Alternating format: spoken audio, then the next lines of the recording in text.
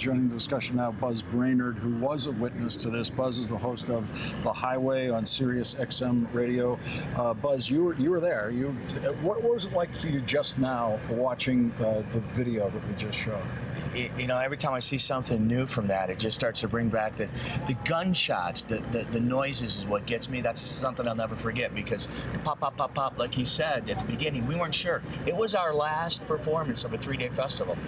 People thought maybe fireworks, but the second time we were walking out to see what was going on, somebody said maybe it was something to do with the power lines, and by the third time, the third set, we knew, and we were right by the stage. We're in the artist area, so we were lucky because we had the stage, we had tour buses, we were able to dive under those, and we could see the dirt flying up because of the bullets coming in, so we stayed there for a while until security asked us to leave. So that you went yourself under a bus to hide from the shooting? I have my son in town, who's 19 years old in LA. I brought him out to hang with his dad for the weekend. I grabbed him, I tackled him, I put us both under a bus. We were all under the tour buses. At the time, Jason Aldean was coming off stage with his very pregnant wife. They had him shielded, and one of their buses was the buses we were under. I think they just went straight onto theirs. That's where we all were. Eventually, we didn't know if they were coming toward us. We didn't know if they were stationary, but security on hand said, let's go. So everybody had to run, and our only escape was to run across that stage. Yeah. How much time was there between the different bursts of gunfire? Just seconds. It was like, and it'd be a few seconds. And the first one, what did you think the first one was? You didn't think it was gunfire? Nobody did. No. We were all in the tent. We were celebrating. We had this great festival. Nobody thought that was gunfire. It took a little while. So then the second one happened. The second one happened. Does that change your thinking? Yeah, that's when we went outside of the tent, and we want to see what this is. We want to see what's going on there, so we're not sure.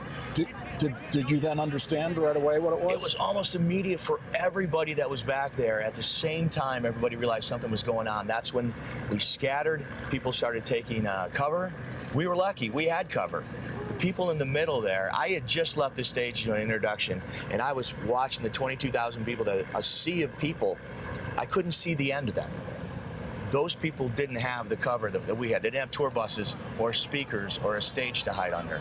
And so did you just, how did you stay with your son? Did you just lock arms, or? I grabbed his hand. Yeah. And we ran, he's 19 years old, but I grabbed his hand because he's my little boy still. Yeah. And we ran, and we crossed the street right here behind us, and gunfire the whole time. People running into each other, trampling each other, and of course the injured. So just running too fast to really know what was going on. And we sprinted as far as we could. We got to the Tropicana here, where we thought we'd be safe. Right across the street. I was still holding his hand. I think I held it for another half an hour after that. What were you saying to your son as you were running along, as this was happening? I told him it's going to be okay. I said, follow me. I got you. It's going to be all right. He's having a hard time with it. Yeah. He's having a real hard time with it. Everyone there certainly would be having a hard time with it. It's an unforgettable experience. Yeah, it was scary.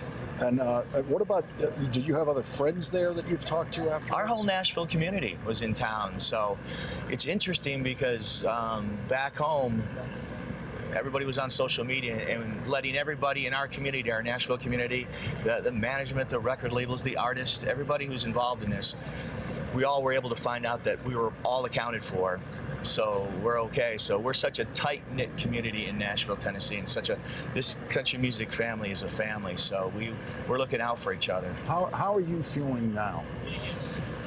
I'm sad, and I don't know what's going to happen in the future for what we do. Can we do this? Can we continue to do this? I mean, I don't think that could have been stopped. I don't know how we could stop something like that. So where do we go now as a community, as a format? What do we do next? I know we're strong, and I think we can get through it because we are one big country family. It's going to be hard, but I don't know how we do this again. Certainly not right away. Buzz Brainerd, thank you very much for sharing that experience with us tonight. Joe, thanks for joining us. Really appreciate your reporting on this and valued it. Hey there, I'm Chris Hayes from MSNBC. Thanks for watching MSNBC on YouTube. If you want to keep up to date with the videos we're putting out, you can click subscribe just below me, or click over on this list to see lots of other great videos.